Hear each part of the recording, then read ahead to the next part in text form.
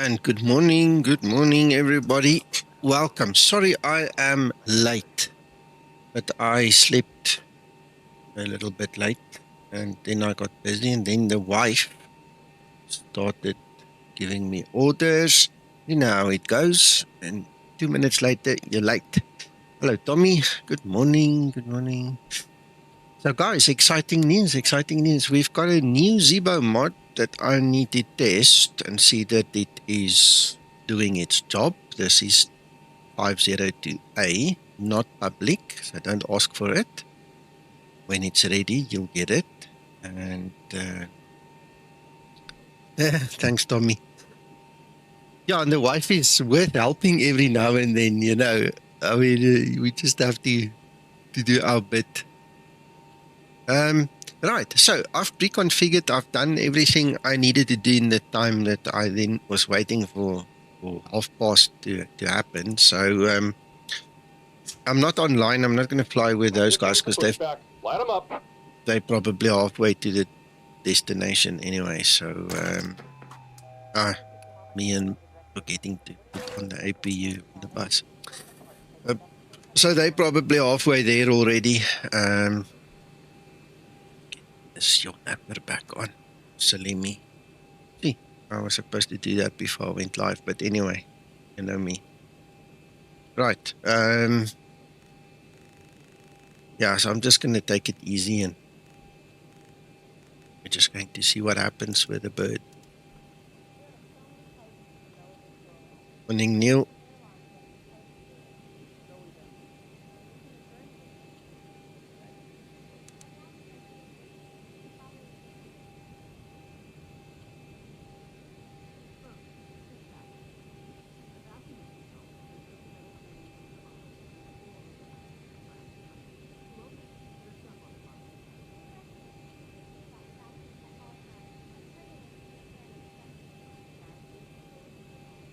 That's the runway over there. Pity we can't just shoot through here, but there's no path, it seems.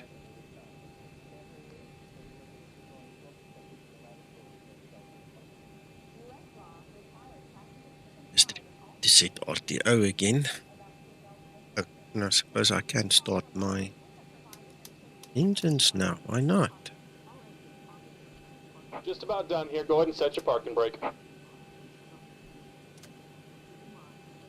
And we're disconnecting the tow. Give me just a moment.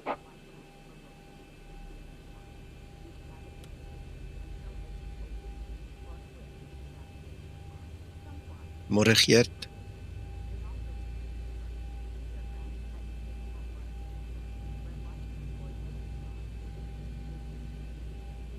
Picked up one small bug already, believe it or not. Better push back. Doesn't work from the icon here. I had to run it through the menu.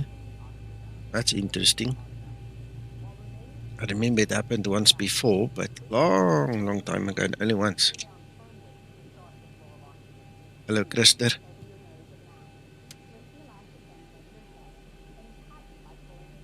And we're disconnected. Signal and pin on the left. Take it easy and have a safe flight. Thank you there for that, Mr. Pushback Guy.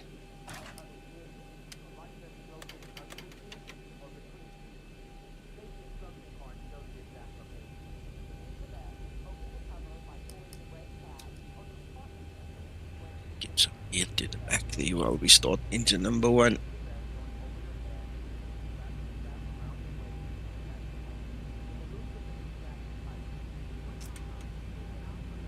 Morning, Flysum.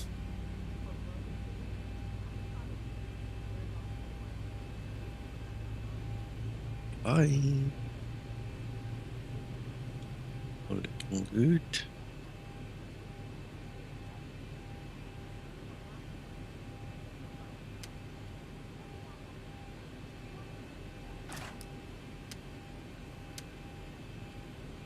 Yeah, so Linda isn't with me today because of the test, you know.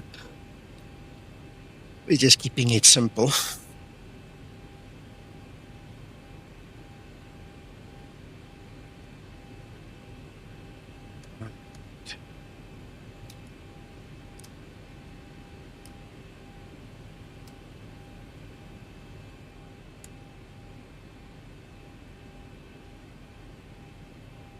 Right, flaps. Yeah, go. No, there's no detail about that, Krister. That's just what Zibo gave us. No idea what exactly is referring to.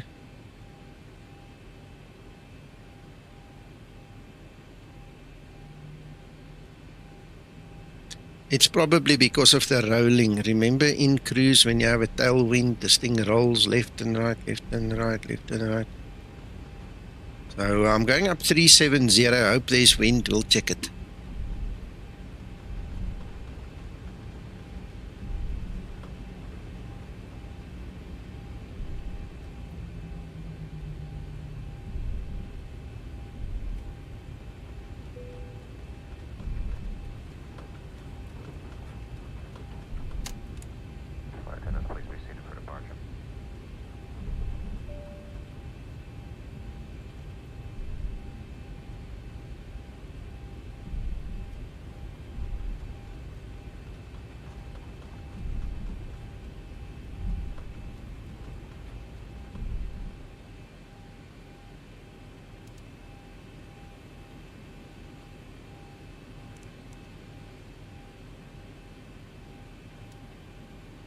I like to test these ones now, but so far so good.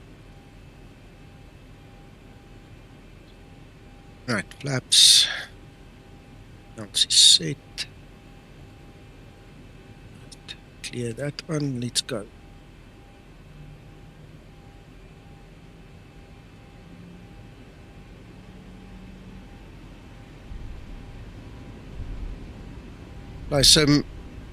I've got some payware, some default. Not much payware, must be honest. When I was young, I used to spend half of my salary on scenery and stuff. You know, I've been simming since forever. You know, and the older I get, the more I have other responsibilities, the less I spend on scenery. You know, there are a couple of key ones like Dublin and Heathrow and a couple of key places I've got scenery with. And then obviously I try and get Gateway as much as, Gateway is already in. I'm talking actually the forum software. There was way more free scenery available in the old X-Plane 9 and 10 and what we had in 11, but 11 was still fair. But in 12, I don't know, man. Most guys have moved to Microsoft, so it's difficult. It's not the same anymore. But I'm not really here for the scenery. That's just a nice to have. Yoga. Flight damper, I'm scared of, to be honest, in X-Plane 12. Plus, whoever that owner of flight damper is, or the chief developer, or whoever is responsible, they don't care for us. I couldn't give two stuffs. All they want is our money. So, kind of is a deal breaker for me. I can't deal with people like that.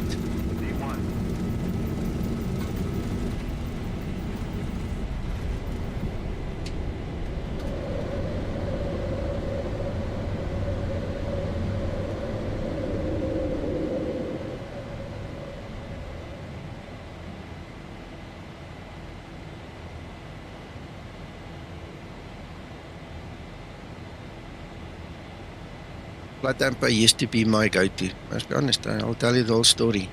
That guy was brilliant. He is brilliant with some of his sceneries. But his after-sales service suck. And his updates is non-existent. I mean, if you look at the flight damper scenery for EAM, Amsterdam,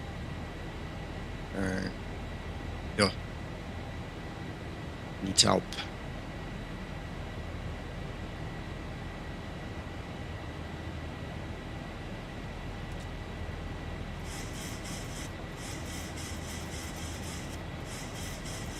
Thank you, Neil. Just saw your message there. All right, we are off. Let's enjoy the ride.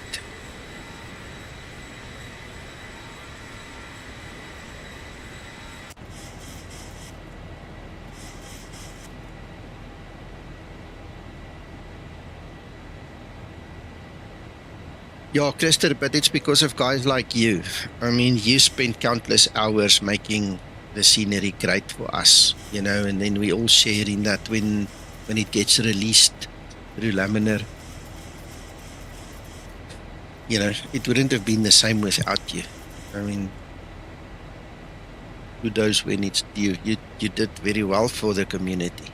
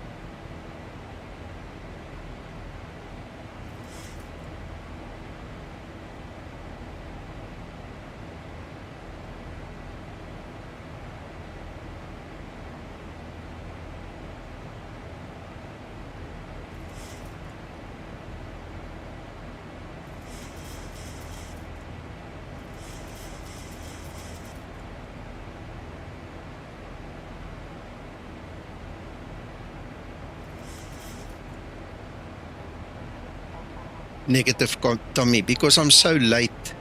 I mean, I'm way out of synchronization with the rest of the guys. I just thought, stuff it, I'm not flying online. Taking it easy today.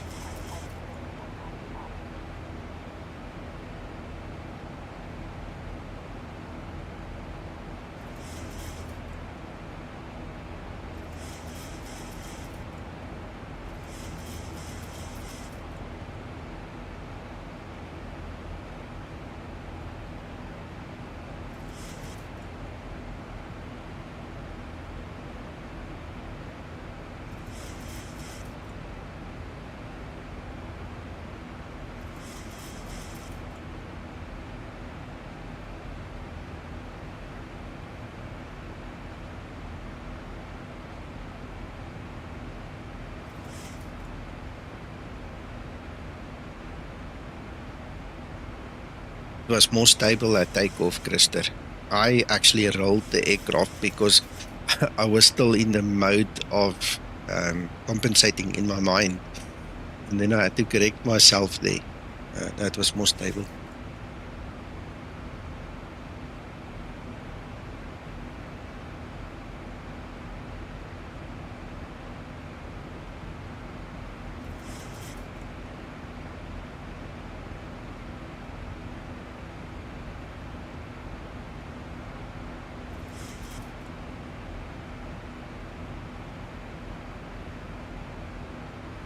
If it's empty, it will do that.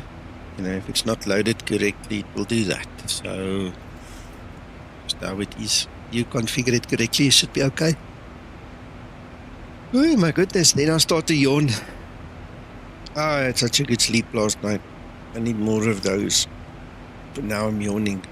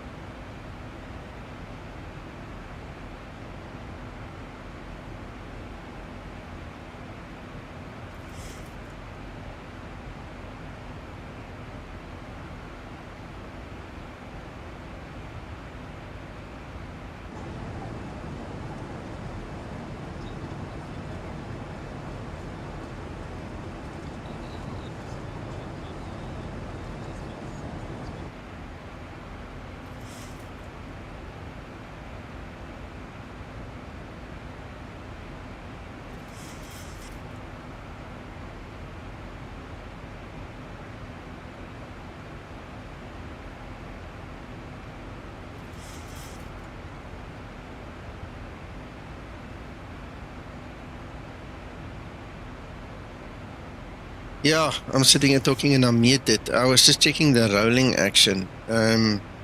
This thing will drive me insane. That's why I hide it. There's no rolling on the FD. No rolling. So that animation there needs help. Oh, terrible.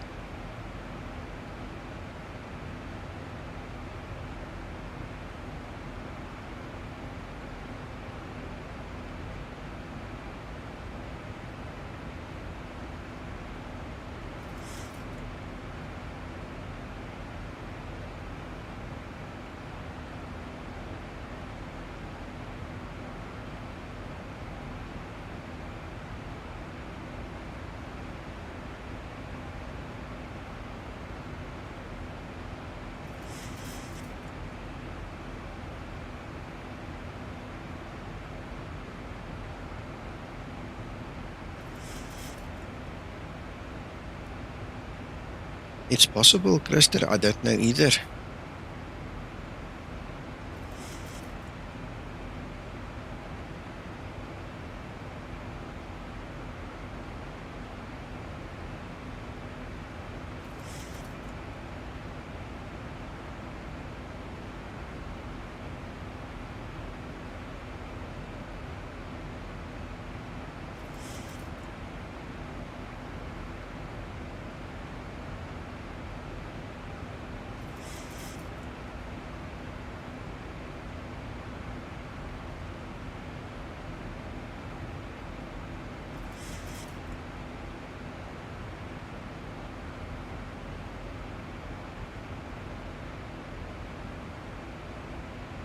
Bye, Fly Sim.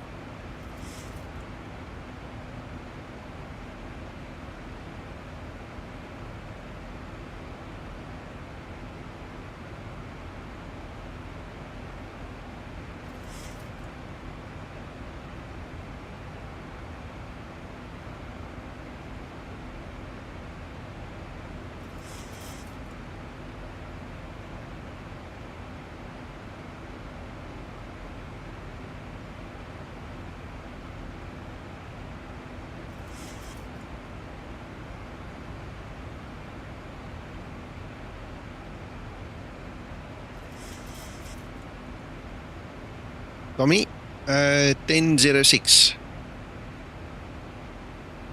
And we are at 8:52. So it's like, what, 8:14? Hour and 14 minutes.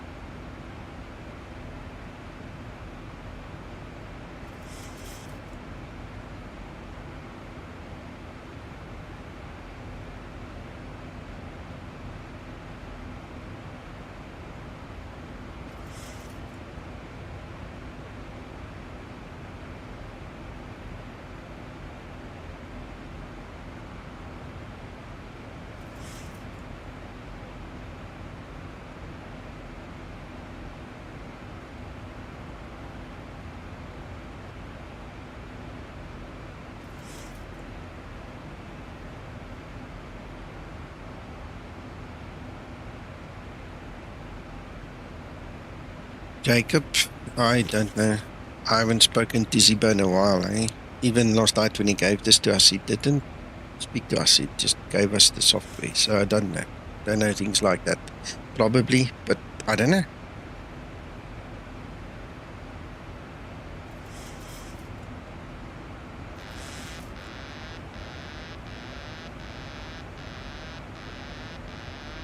Oh, I just lost my autopilot. I must have touched something.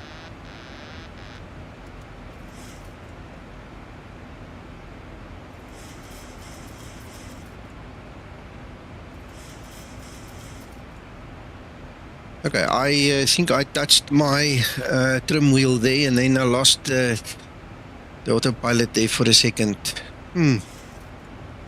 Yeah, you were asking Neil. Let's do that. Let's go to menu, dealing. What's it? Yeah, I don't use this thing. I will just get my, must be link. Yes, requests.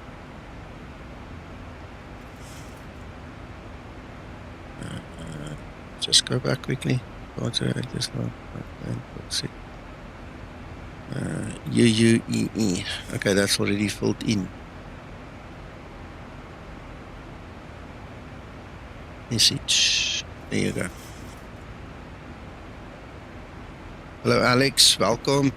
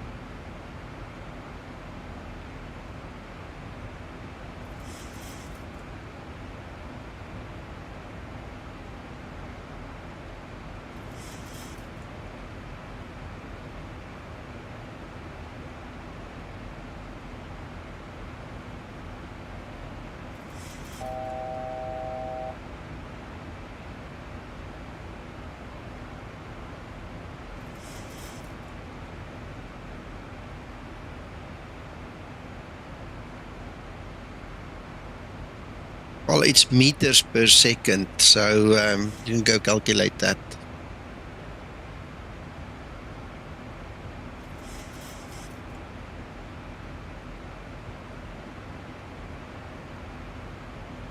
That's the one. I must be honest with you, I have no clue. I would have to go convert it and see myself.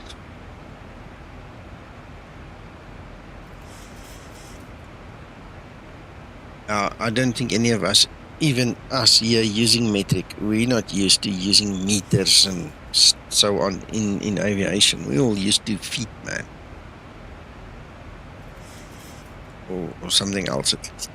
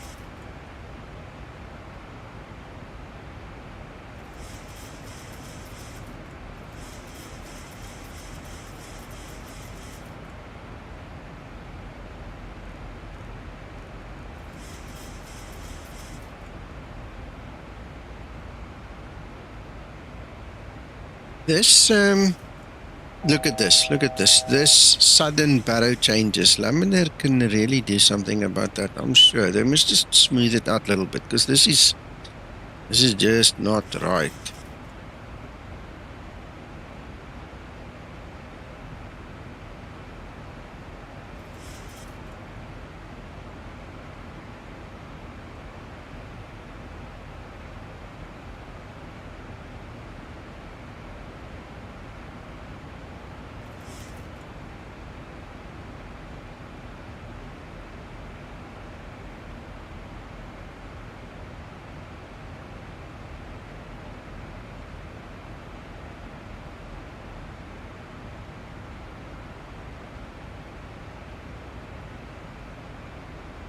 Good morning, Delta Who.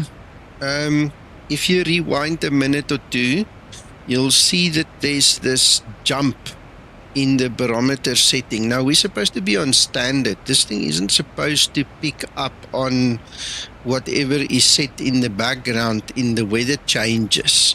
So, from what I understand, that is like something gets written to a data ref somewhere, and then Zibo obviously picks it up, and then it just jumps up and down like that.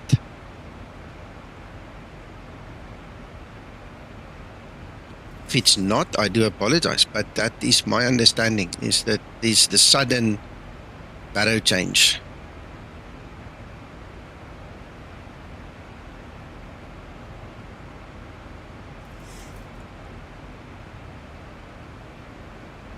And I've never had it with Active Sky or with XEnviro.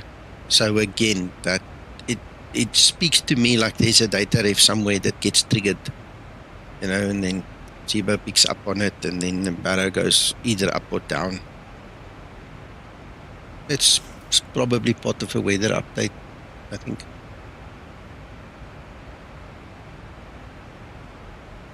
The Zibo is very stable on it. I mean, it didn't chase it. You know, in the old days, it used to chase it, but Zibo's got some damper software in it, you know, some code is keeping the aircraft steady. So it basically just jumps up and down, but fixes itself.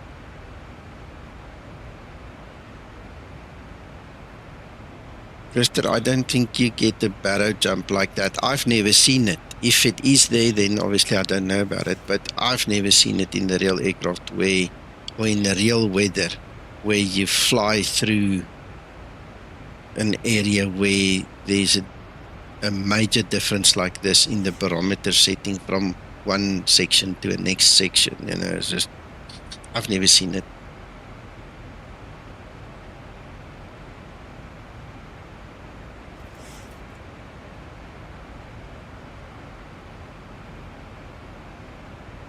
Neil, in terms of your question, I don't know. I don't fly other planes, so I can't tell you what happens in other planes. I have no idea, Jacob. I don't have one of those. Smallies I can handle, but this is like 1,000 or over 1,000 foot every time. You know, that's a big leap.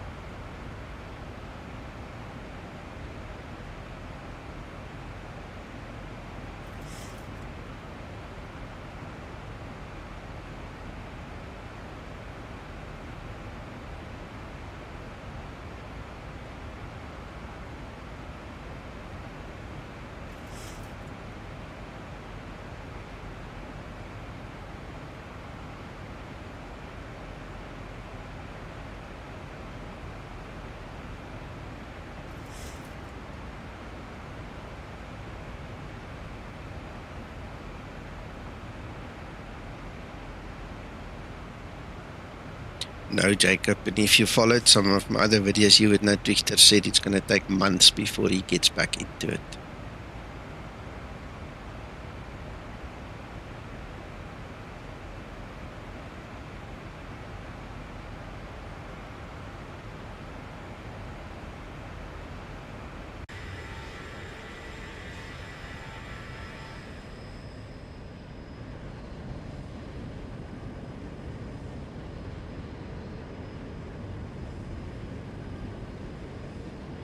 Just want to get some footage like this just to show Zibo, because my money is on this rolling that everybody's complaining about it. I think he's trying to dampen a bit.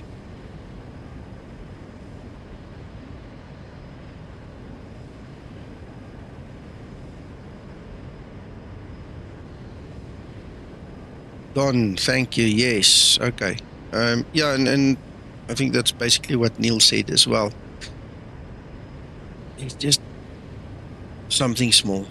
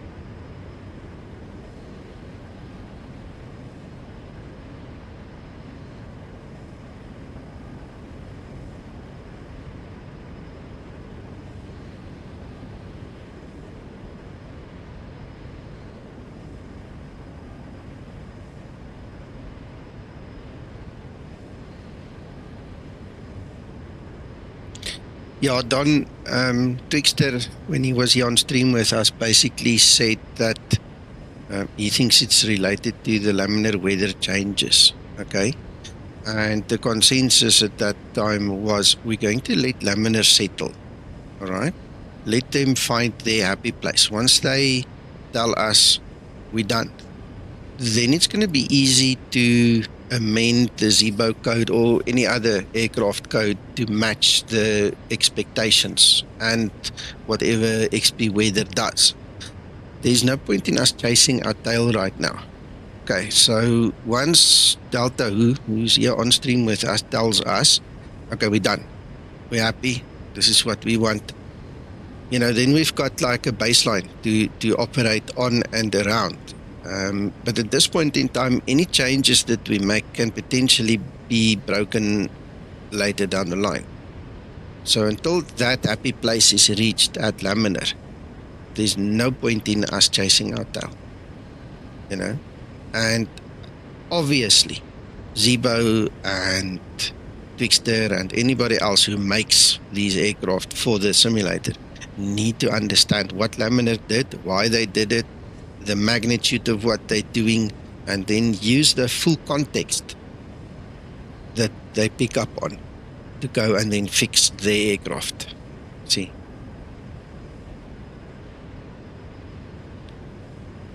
Thank you, Delta. Yeah, you see, you're in agreement with us. We just find it's easier doing it that way, so I'm glad you agree with us. You know, we don't want to chase our tail.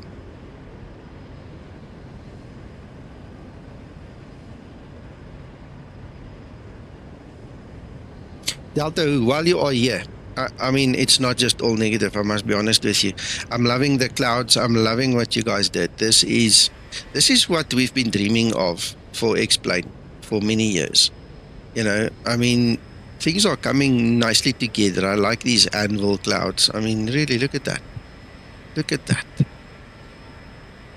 You guys are doing an amazing job. You're a bit slow. I'm saying that tongue in cheek because I know a lot of people have said that. You know, we smile and wave when we say that. It's not to be offensive, but man, oh man, when you get it right, you get it right. You're doing an awesome job. So don't let anybody mess you around. You know, we'll get there with you guys.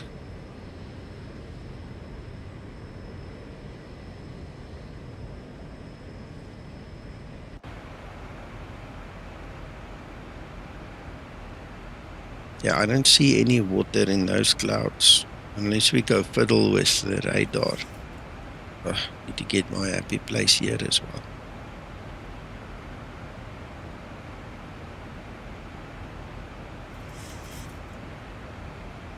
I don't think there's much water. There we go. There's water. Look, at 20,000 foot. That's where the water starts. So 23, nothing. 21, 20. It was there just now. Maybe I'm too hasty. Yeah, it was low down. Come on. That's pretty interesting. It was there just now. Maybe the gain is not enough. Push it up. Or maybe that was just before a weather change. See, that can also happen. But I just don't think there's enough water for us to actually have any reflection. No, you're not hassling me. No, it was a good question. The thing is, I just don't think there is enough water. We need water to reflect. You know, and if there isn't water to reflect, or if it's too close to us and it's outside of the beam, you won't see it.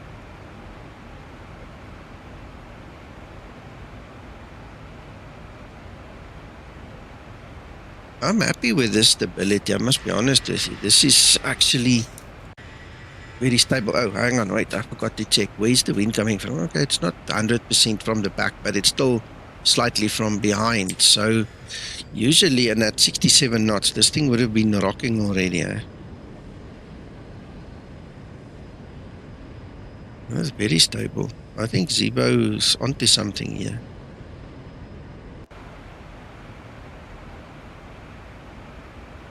Let's look at the...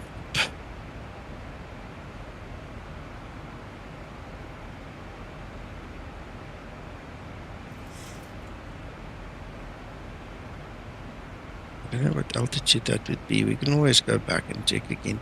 There's obviously something there, but it's not on our flight level.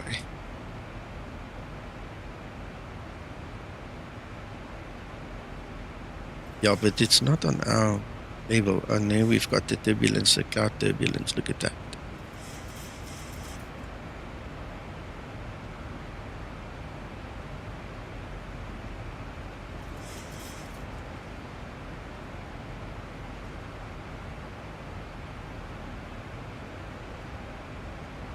You see, look, there it is. It's picking up on it. Let's change the scale a little bit.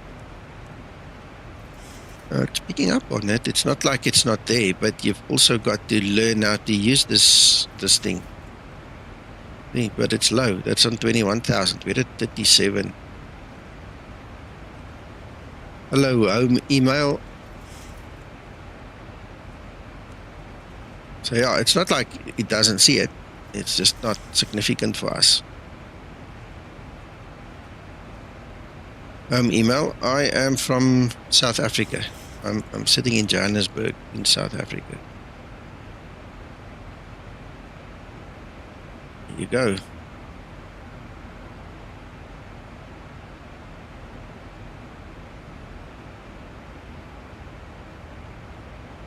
Welcome, Scotsman. You guys mustn't be shy to ask or something. I mean, we're sitting here doing nothing anyway. you know, if your question interferes with the stream, it's a different story. But as long as we don't have anything to do, you might as well ask away. It's been discussed slightly on the Discord. Anyway, I want to do some Zebo training again with you guys. I updated the Zebo training checklist. You know, that step-by-step guide I made that I call a checklist, but it's not really a checklist. It's a Zebo for dummies step-by-step guide, actually. I want to make a full stream of that, go from line 1 to line 2 to line 3 to line 4 until we get to the end. So that'll take you from cold and dark, do your whole flight, then take you to cold and dark on the other side again, you know. So I'm planning on doing that as soon as I feel up to it, I must be honest, because that's going to be a long stream. That's going to probably be a good 3 hours or more. And yeah, so that's the one thing. And then the other thing is, in terms of the built-in facilities, the checklist that's here, I also want to do a separate stream and actually run through this checklist as well. But then I want to enable the arrows that actually point to each individual component as you do your checklist, so you will see exactly where everything is. Because that's always been a requirement for new people to fly the aircraft, is where is everything? Show me what you're talking about. You know, if you're talking about the GPS light and you don't understand that it's up here, there, you're not going to know what I'm talking about in the checklist. So you need to know where everything is located. And that's why Zebo, and I tried helping him, but he was too fast for me. I was still doing arrow number 3 and he was done. He was so quick. But anyway, I'd love to show you guys this thing. Let me just see if it's actually enabled fill effects.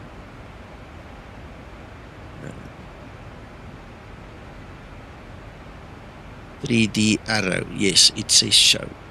Yes. So we go to checklist, engine start before taxi approach, descent checklist. Landing altitude. Hey, there, look. I don't know how many of you guys even know that this is in here. You've got to check your landing altitude. You see, so once you're done there, and you tick your checkbox, it goes to system annunciator. See, now it wants you to check that there isn't any issues over there. It shows you that one as well. The VREF, now it's telling you to go to your FMC. So anyway, I'm not going to worry about this right now. We'll get there. I'd love to do a stream on that, because in all the years since that's been implemented, I don't think I've ever done a full flight with those things to show you guys how easy it is to learn the aircraft. Okay, back to the comments. Home email. You know what? It's going to cost you 60 or whatever bucks. Try it, man. Just do it. You know, get explain. If you need help, come join us on our Discord. The link is in the show notes below the video. The guys here will talk you through it, help you. If I'm not there, there's plenty of other guys that will help you get going and explain. We love it. You know, it's a really nice addition in our lives. I don't fly any other simulator at all anymore. I've got 2020, I've got 24, used to have P3D, all the Microsoft stuff. And I've been with X-Plane since X-Plane 9. And it's just getting better and better and better. I promise you, it's so worth it for guys that are serious about flight simulator. Goeiemorgen, Gilbert. Yes, it's the quickest way to learn it. Once you know where everything is, because I want to tell you something else. David that passed away that was working with me, he one day contacted me and he said to me, he made the X checklist for the Zebo for us. And he said to me, Nico, don't laugh, but it says here we need to do the config warning test. What the hell is that? And I said to him, it's easy, you know, don't worry about it, just go find it. And he came back like an hour later. He said to me, no, I give up. If you don't tell me now, I'm going to go have a beer. I'm just going to walk away for a while to clear my mind. This is getting to me. And anyway, to do the config warning test, all you do is once you're on the ground, you just move your throttles forward. If you are not correctly configured for takeoff, the horn will sound, as easy as that. And he's not the only one that had that. I mean, he's flown the aircraft many times in his life, but he didn't put 2 and 2 together and say, okay, well, this is the takeoff warning horn to do the takeoff check. And yeah, he's not the only one. I've seen it with many guys. If you don't know, you don't know. And if somebody doesn't show you, how are you going to know? You know, there's small little things like that, like your GPS light I just showed you. That's why I think there's so much value in the training checklist that I make and of these arrows I've just shown you guys. Lots of value in it. People need to know where the thing are that you're talking about. And then the next step is obviously learning what this thing is for. You know, it's all very well, you know, to say, well, you move this thing forward, but what does it do? You know, if I tell my wife, move it forward, and I don't tell her that's the petrol or the gas for you American guys, you know, she's not going to know what the hell that is. You know, she's not the pilot. She doesn't know. You know, so we'll do something for you guys as soon as I feel up to it, you know. Don't want to make promises, but I think what we'll do also is we'll make it a live stream, and then you guys can just sit in, you know, come and go as you wish, because that'll be a long one. Both of those videos will be long, because when you have to explain things in between and stuff like that, I know we did one before and it was like 6 hours for the stream. So, you know, you need a picnic basket and something to drink and chew on while you come and watch that one.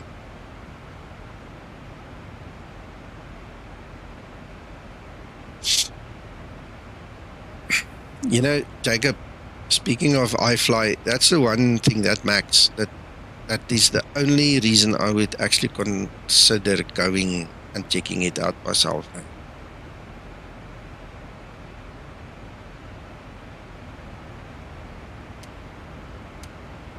Thank you, Scotsman. You see, because Linda isn't here. Me personally, I must be honest with you, I just leave them on auto, okay? Because that's an option in the EFB and new thing in the NG that you can set. So that thing will set it automatically.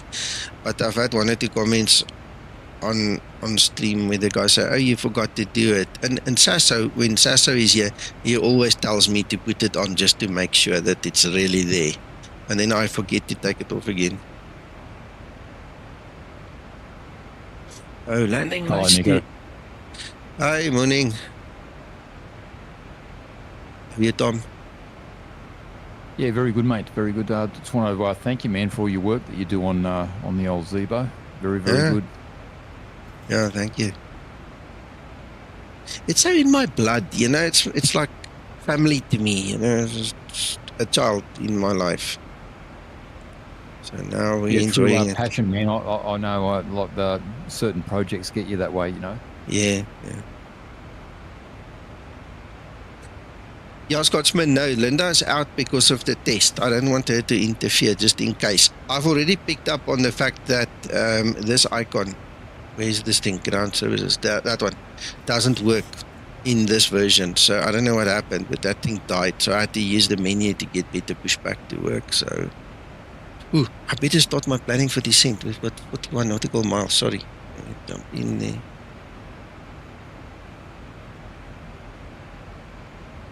Okay, and there is rain. View at 1,200. Alright, that should be fine. Got about 600 foot visibility and we need to have 550. Tell you what I'm going to do. I'm going to set up for a Cat 3 ILS auto land, and if we don't use it, we don't use it. Simple as that. We do all my math quickly. 14, that's 4.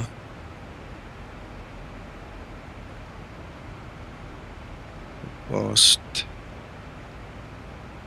West.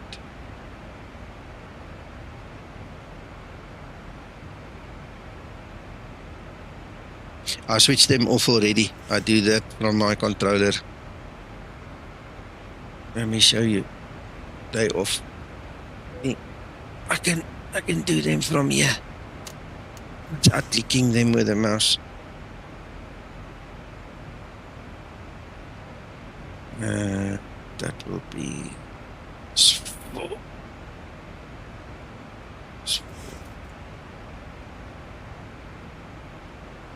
0 to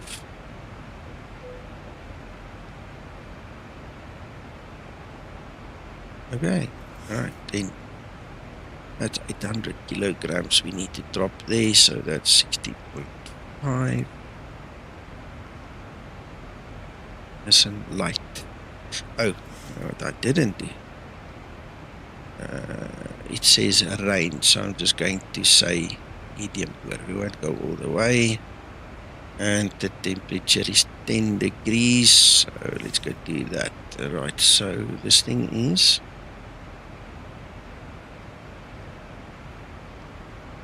10 degrees, 622. Right, so there's a bit of temperature compensation that's necessary. That takes care of that then. I'm on 6. Go 4. ILS. And that's frequencies 113, 113, 243.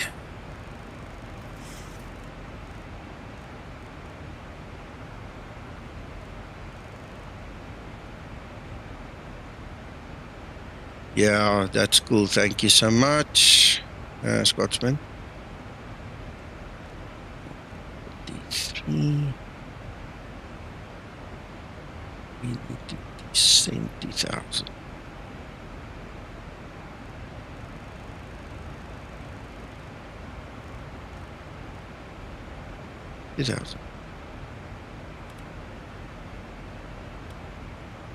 Three.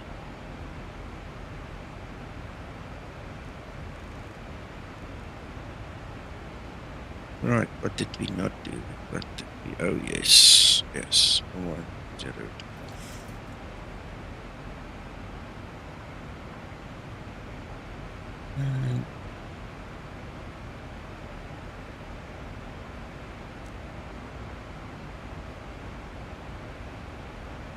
There you go.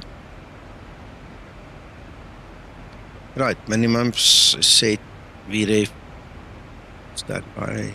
Okay, that's cool.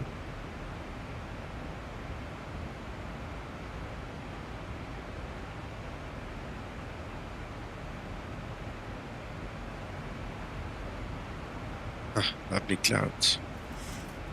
Spectacular. Ah, that was fast, eh?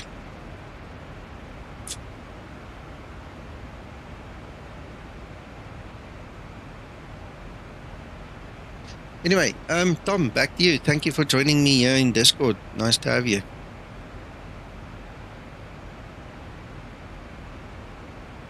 Yeah, no worries there, man. Actually, it's the first time I've joined this this Discord, like a live voice thing. Yeah, I haven't seen you around. But yeah, cool. You're welcome. Yeah, thanks. I've actually been sort of exploring the Zebo a little bit more lately, especially caught my interest with all the live weather and stuff. And I've been around like some of the other sims as well, so I sort of spread myself around a bit. But I've found myself coming back to X-Plane now, and especially like with the Zebo, trying to understand a little bit more about it, and it's pretty good. I've got to say, it's very, very good. Yeah, thanks, man. Yeah, it's been 8 years in the making, eh? We put our hearts and souls into this thing. And that's the thing, it shows. That 100% shows. I mean, that's I think the difference between you know, people that are in it for like the money versus people who do it because it's their heart and soul, and because you know, they get they get a groove out of like the community loving it, you know. Yeah, absolutely, absolutely. Jacob, I don't know. Zebo has not disclosed that to me, whether he's trimmed or worked on the trim. I don't have any issues with trim, must be honest. It's stable, it's not running away, so I don't know, mate. When you get this version, you go test it, tell us.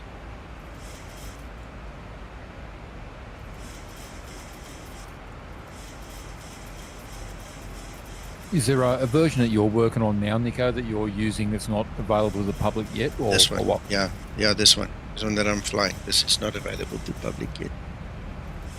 Oh, okay. Let me share my screen here, then you can watch live here on Discord instead of the delayed stream there on YouTube. You can join me here. And you can see it sweet. live. Okay, good.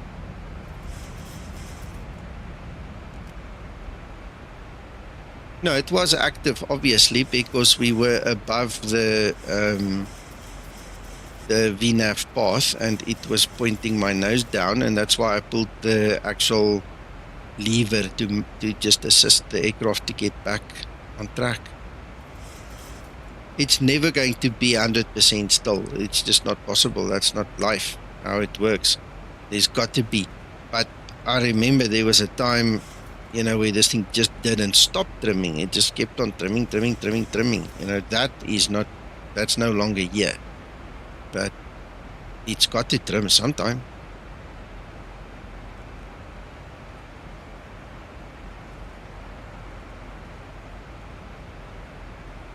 I sort of think that realistically, yeah, I mean, you sometimes need to assist the trim.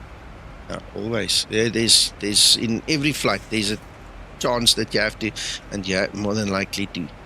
That you just have to, like now, I just pulled the speed brake to get this thing to induce more drag so we could catch up with that VNAV path, you know. If you don't do that, this autopilot is going to try and trim down, and it's going to try and, you know, use its own little mind. But why make it suffer if you can just pull a lever, you know, just quick fix. I could have sped up as well. You know, that would have also made it dive faster, but yeah, many tricks. Yeah, I don't really know, man, but I'm guessing here that like real pilots need to do that as well. I mean, they're not just sitting in their seat playing tiddlywinks. Of course, you know, of course, reading the paper or whatever. I mean, they're obviously like tweaking it now and then. Yeah, of course. Look, when you're in stable level flight, there's not much tweaking. That's when the guys sit and play Tetris, you know, or talk nonsense. You know, but when you're actively climbing or descending, you got to have your eye on the ball, right? You've got to make sure this thing does what it needs to do, right? More often than when you're sitting there in level flight doing nothing. Oh, absolutely.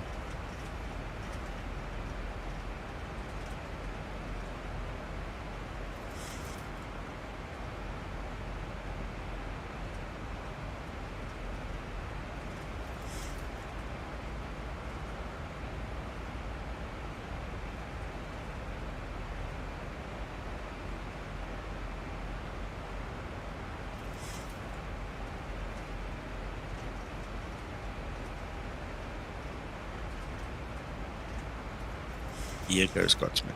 Radio. I said I'm preparing this for a Cat 3 Autoland because of the rain.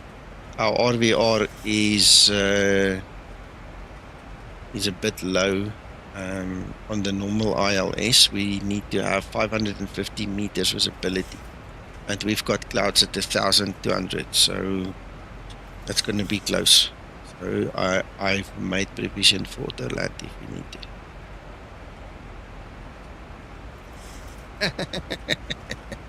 No worries. At least you're awake.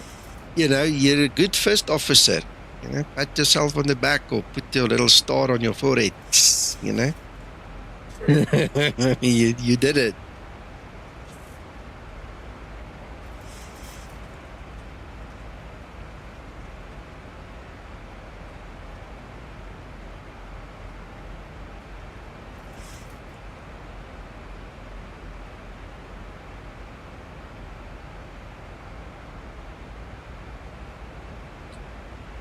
Tom, coming back to our discussion, you know what's nice about the Zibomod is you can configure this aircraft through your settings in the EFB to simulate almost every version of the NG from 1996 up until today. You know, it is so remarkable You can have NPS on and off. You can have VNAV alt on and off. You can select whether you want the intervention buttons here or not. You know, there's so many different things and different models available. And it's all in here, all in your EFB. You can go and set everything the way you need it. Yeah, actually it is. And one thing I noticed, man, and I've got to admit here, is like sometimes like that might be a little bit like overwhelming. You know, and I guess, and this is why the guides that you've made and sort of some other people have made sort of come in handy, because like you need that, because there's just so many options, you know. Yeah. I'm wondering if, you know, maybe something could be where, and I know this takes time, or whether Zebo could make a some sort of like modules where people can contribute, where it might be like, for example, here's the Qantas 738 configuration that they're using at the moment or whatever, and you just click a button and it just sort of sets it that way. We can always ask him, you know. You know what I mean? Yeah. So Yeah, that exactly. might be handy, because I know. that way, like someone might go, oh, I want the Qantas configuration that they use. Or Click it a might be button they and it want does the, it. Yeah. the EasyJet thing, whatever that they're using, blah, blah, blah. So when you click that, it sets like everything to be what that configuration would be. That would be awesome, I reckon. Yeah. Zebo's biggest problem right now is time. Okay. I had a chat with him and he said to me, he's so busy in the real world. You know, we must just please hang in there. He'll be back. Don't give up. You know, he needs to take care of real world first. You know, and I think eventually when he's happy and the aircraft is settled as well, that could be a very nice project to do. I think that's an excellent idea. Because, I mean, we do the Ryanair, we do the Jet2, we do the freaking, there's so many different versions, Copa, Southwest. You can go through it. In South Africa, we've got our airline, and we used to have more airlines. So that'll be cool to have a little button like that. Switch it. And I'm sort of guessing here, sorry for hearing me munching, I'm just having my dinner as well, that if you had like a real world, like 737, like lots, they might be able to help with some of that configuration. They might sort of like, you know, for look, X, Y, Z, you know? Yeah, we have probably at this point in time, we have like 20 guys on the books, real world pilots that assist. Amazing. Yeah, if you stick around long enough, Sasso will come in here. Sasso, Flight Deck to Sim, they are actual type rate instructors. You know, they teach people in real world to fly. You know, the Boeings in the airlines. You know, Alex is in the Middle East. He does the same. We've got some guys with credentials here. I mean, guys that have flown for like thousands and thousands and thousands of hours, trained thousands of people to fly it. It's not like we don't have them, but again, also, they don't sit here 24/7. So typically what happens is, you know, we get into a testing stage for certain things, and then it runs the gauntlet through everybody. Mark is also a pilot that helps us. He's from Germany. You know, we've got guys in Spain. We've got guys in the US. They're all over. They're just not, you know, hands-on every day, so to speak. But they are there, definitely there. The whole idea from the beginning was to make the most realistic 737 ever. You know, so that the guys. Here's an idea for Zebo, right? So if you said to him that if he created like sort of like a function somewhere in the tablet, right? So that when you know, like somebody like you know, Flight Deck to Sim, say for example, he sets it up that's exactly the same as what his airline would be, right? And then there's a function in the tablet somewhere that would be like export, you know, airline configuration, right? And so what then would happen is that would then write it to some sort of like configuration text file, XML so that file. then somebody could just import straight back in. So so Zebo wouldn't have to do a lot of like work to configure like multiple different things. It's just sort of like where it's like an export function. I get and it. And I then get where the Zebo then could like import that particular like thing, and these guys could then sort of like distribute that INI file or whatever it might be on the internet or whatever. You know what I mean? Like, that should be not too hard to do, I would have thought. No, it's not. The problem is, let me explain something else to you. If you read the FCOM, okay, in the beginning of the FCOM and usually at the end as well, they have a listing of all the airframes that is affected by the FCOM. Okay, so what happens is, even inside of one airline, if we take Ryanair for instance, okay, not all the aircraft have the same configuration. So you're going to have 3, 4, 5, 6, 7, 8, 9, 10 different versions of Ryanair. Okay. But could they link that to like the registration? So when they export, right, it would be like Ryanair, like dash registration number of the aircraft. Your airframe, airframe number or something. I'm pretty sure that, look, that's just one extra column in the database. It's not the end of the world to put it in. But the issue is not going to be setting it up. The issue is not going to be to write the code to import and export. The issue is going to be releasing, what's done is correct for each airframe kind of a thing. Then it becomes a bit of an administrative issue, and then it becomes, there's much more work all of a sudden than just meets the eye. The issue I found, let me make it practical for you as well, is when I wrote this training checklist, I spoke to guys from Norwegian, I spoke to guys from KLM, I spoke to guys from Ryanair, and then the Americans got involved. And then Alex came around from the Middle East, and truth God, everyone has got a different way of doing things, okay? And instead of saying, you know what, we realize that there's diversity in this, the one guy does it this way, there was this attack on me, and I said at one point in time, guys, stop it. I'm going to make it in the middle. I'm taking the middle way. And then that's when I wrote the extra clause in there that said, if your SOP is different, use your own SOP. And that will always be kind of a challenge to, let's say for instance, we accept that we're going to make 2 airframes per airline, okay? Because if you talk like Norwegian, you'll find that the guys flying below a certain latitude, they've got one set of rules. The guys flying closer to the poles have got a different set of rules. So you can have a distinction like that. The guys flying in the desert has got one rule versus the guys flying in a tropical area, they've got a different rule. So if we just keep it simple, without ripping the dam out from under the ducks, I'm pretty sure it's doable. But it will have to come down to education then to say to the guys, look, we're not going to do 50 variants of Ryanair. We're not going to do 30 variants of Southwest Airlines. We're not going to do that. And then you must also remember, there are a lot of retired pilots that have frequented my streams. They remember the Boeing in their day 10, 15 years ago. And we've had to educate one or two of them as well and say, listen, things have changed, just bear with us. This is how it works now. Oh, okay, I didn't know that. So some people are open to education, some people are not. I've had head bumps with type-rated examiners because they don't set up their Zibomod correctly. And then the guys don't come to me and say to me, Nico, okay, so show me.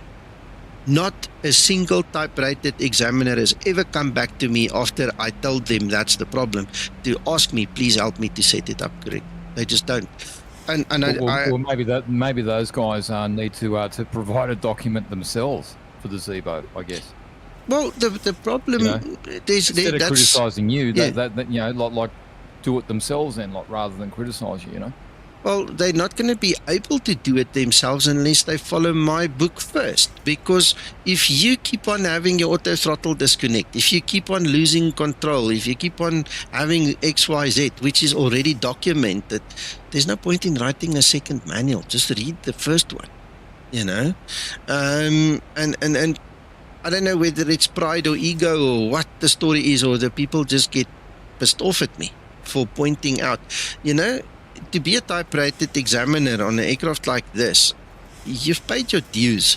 And to have a cocky little flight simmer tell you don't know what you're doing, I think it pisses them off, big time. Yeah, for sure. But it's still a fact. The fact remains. If you don't set the Zibomod up correctly, it is simply going to bite you, So I've had it in a practical sense where people say to me, especially the Americans, I mean, I love them to bits. Please don't take this personally. But there was one or two guys, they used to tell me, Nico, you did this wrong, you did this wrong, you did this wrong. And I said, no, in Europe, in our aircraft, this is how it works. Stick to America. If you know your American stuff, it's not a question of right and wrong. It's a question of we do it this way, you do it that way. And it took me a good couple of head bumps to educate this one guy, specifically this one guy. So as long as people understand that, let's make a long story short, as long as people understand that not every airframe is the same, and not every generation of aircraft is the same. We can do things like that. We can say, listen, here's 3 versions of Ryanair or 2 versions of Ryanair, 2 versions of each airline, and then you can still amend it. It's pretty nice that you can amend it. But I just thought I'd share that with you because these are practical challenges that we have to work with. People don't understand and. Well, I guess there's millions of variations of what you're saying, and so keeping that under control. But I guess like maybe I don't know. Maybe there could be your verified sort of pilots that could sort of say, okay, on this particular aircraft registration, say. Yeah. It's set up like this, right? Yeah. And that's it because there's no wiggle room there, right? Like they're going to know that what it is. And then that could be sort of exported to some sort of file that then, the average simmer could sort of say, okay, I want to fly Ryanair with this registration. And people, say, for example, with the VA that I fly for, you can fly sort of certain registration aircraft. And it would be nice to be able to go, okay, well, this particular registration has this setup where I don't need to think too much about sort of going into the tablet and going through 1,000 different configurations to try and understand if I wanted to be truly immersed. Tom, yeah. You know what I think? I think maybe this is a job for Antonio, our external programmer. I'll tell you why. If he, or maybe Alex, I don't know if Alex is still there on stream. Alex could also do something like this. Is if you had a little program running from an icon on your desktop that says Zebo configurator, for instance, just call it that. I'd love to test it. I would love to test it. Yeah. So what then happens is you've got a GUI, a graphical user interface, where you can then do imports and exports from. Okay, so you don't have to program it, but it's also got the developer button or the pilot button or whatever you want to call that button, where guys like Flight Deck to Sim and Sasso and Jorge and Alex and Mark, and those are the pilot names, right? They can go into and they can then create the template in this little GUI, click export. We share that little export. It goes, into your little folder on your desktop. You click open the icon and you say this is the airframe, this is the airline. You upload it, you press write to Zebo, and it goes and it writes into the tablet configuration file. Yeah, maybe awesome. That's a better way of doing it. That's actually not a bad idea. We got an external program that way Zebo doesn't need to worry about that in that case. Yeah. I would love to test that if you ever do that. That's for sure. And I don't think actually, because I do a bit of programming myself, but not this type of programming, right? Yeah. And I don't think that would be too difficult to do, to be honest. And here's the thing too. So instead of reinventing the wheel, I think the pilots like Flight Deck to Sim and these guys, right? They go into Zebo, into the tablet, right? And that they go and configure it the way that they sort of see that it should be configured. And then on the desktop application, all they need to do then is to sort of say export current configuration from Zebo to desktop or whatever, right? So you're not even needing to configure like the type in the app on the standalone app. Understand. The only thing that the app does is export the data from Zibo to your desktop into some sort of XML or some sort of INI file or something like that, or whatever it is, and then you can just like re-import back in again. So something like that. And I'd love to test that. It'd be awesome. Yeah. Right. Well, I don't see. Imagine how good that would be for like all the folks out there that sort of like enjoy like flying this, but are overwhelmed by sort of like and look, man, I've got to sort of say I'm no slouch, man, when it comes to like interfaces and software and stuff like that. But sometimes when you've got so many options, right? Sometimes you've got half the time you can't even remember where like something is. Like when you're diving into all those different like menus and levels, right? So yeah, I reckon that's something would be fantastic. I like that idea. I'll ask around. I'll speak to some of the guys. Let's hear their take on it, and then I don't know. I can't promise, but that I think would be a nice thing. I reckon it would be as well. Yeah, it could be nice to start collecting the information on the airframes. Then to have that database running. Because Alex, wouldn't that bring it? That would bring it to the whole new level, wouldn't it, man? Yeah. Like already, like the Zebo is like eons above like everything else already.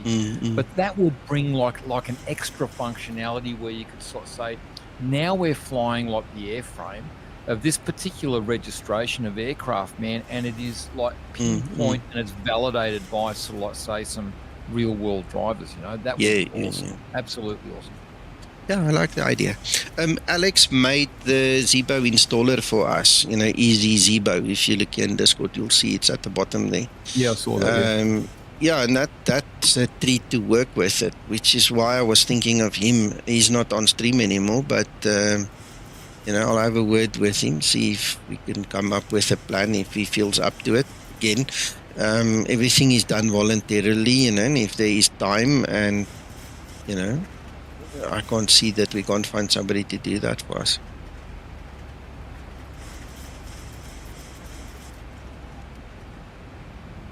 Actually, man, if someone can give me the details of where all that info is like stored and whatever, maybe I could help as well. So, again, no promises here, but maybe I can. I just need to understand like where all this structure is stored, and then maybe I can help as well. Yeah, look, per airframe, changes are stored in your livery folder. There's a B738 CFG in your livery folder. Okay? That is like airline-specific stuff. The aircraft-specific stuff is stored in output preferences. Okay, there's like 3 or 4 files over there. So, in order for this idea to fly, there might have to be a new CFG file specifically for this. But again, that still means I need to speak to Alex, I need to speak to Zebo, hear what Antonio says, things like that. And then we can take it from there, because I was going to say, maybe Zebo's the first one to talk to. Like he might sort of turn around and say, well, mate, there's 3 or 4 files involved with all that stuff from the tablet configuration. So we don't know that yet. Yeah. Okay. Brilliant. Nice stuff.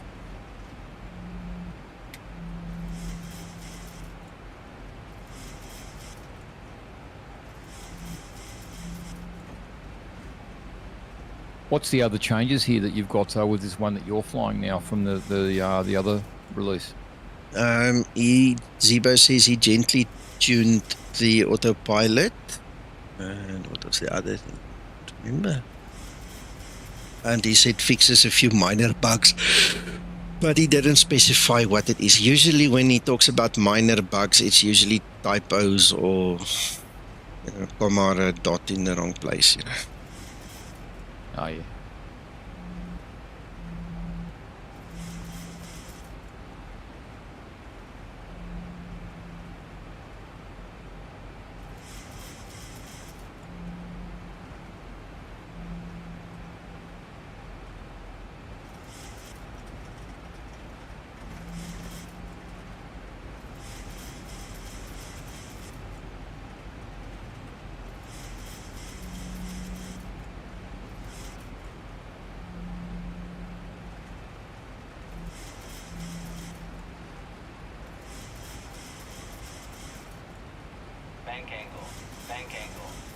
Yeah, it's kicking me around a little bit.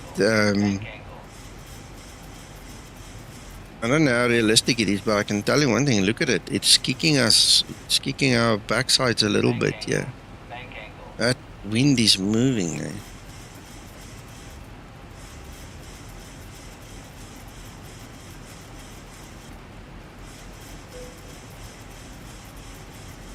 Just a little bit. Cheers, Jacob. Thanks for joining us. Talk later. It looks a bit much, eh, Krister? Yeah, you're right. It looks a bit much. That's why I've now gone on to the next waypoint to just kind of smooth it out, help the aircraft a little bit.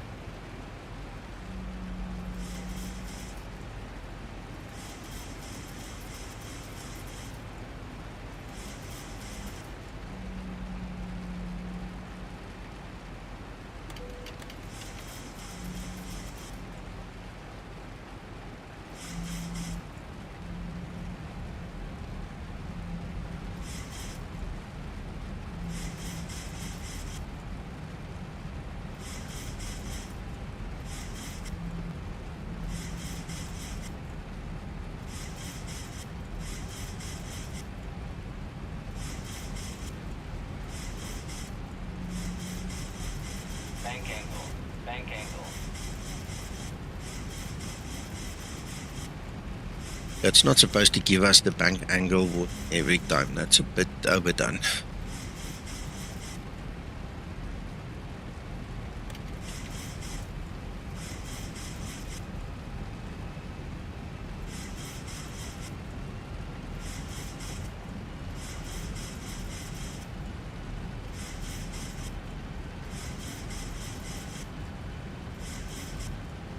Lost a lot of speed there.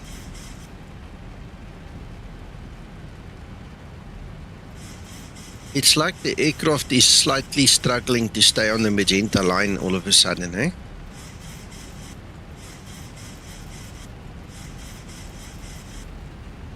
So I'm not sure if that's the AP changes or whether that's weather-induced still.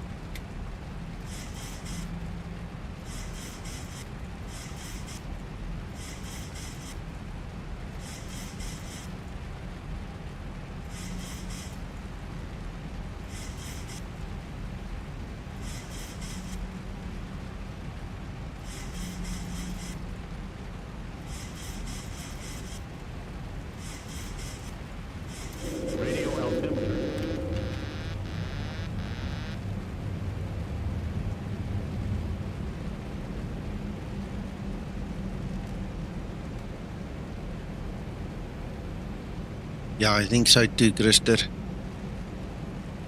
Yeah, this reaction to 6 knot is just too much.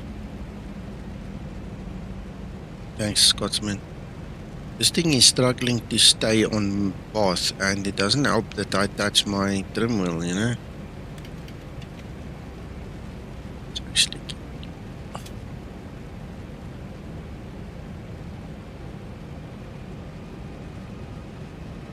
It's really struggling.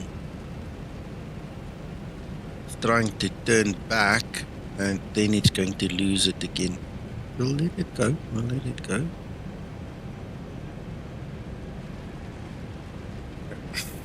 We're not going to get it back. Because you know why? The autopilot never switched on again. You got problems, sir? Yes, sir. And because I'm... I thought that was an amazing flight. Good. I lost the autopilot there. I tried to put it back on, and then I didn't realize we lost it for a second time. Okay. So... I mean, that was filthy weather. Absolute filthy weather. The only problem is the Zebo was a bit too wild on the approach. Yeah, we are noticing that, sir, and I'm not sure if I'm going to be able to make this runway now because of what has just transpired. So I'm going to try my best, but... Kevin's words to me were, how the hell did you get there on the ground? Okay. Was that Okay. Yeah, Scotsman, I think that's a good idea.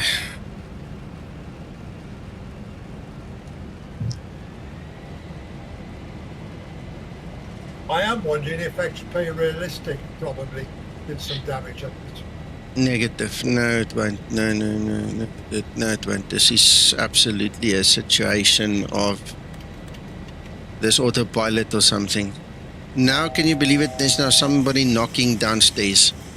Let me just pause this thing quickly. Gents, give me a second. Okay.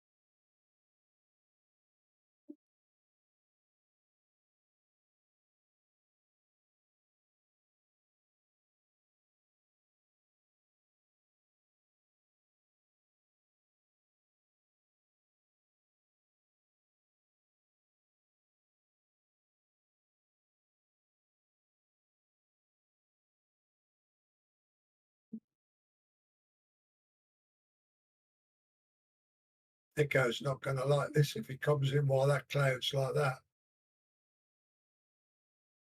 Low cloud just comes straight over the airport. Is that the real weather there, John? Yeah, that's real weather, sir. Okay.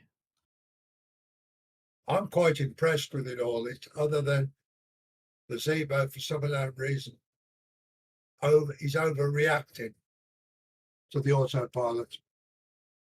Is that the latest Zebo doing that, or is it like something that's been around for a while? Apologies, say, can you repeat that?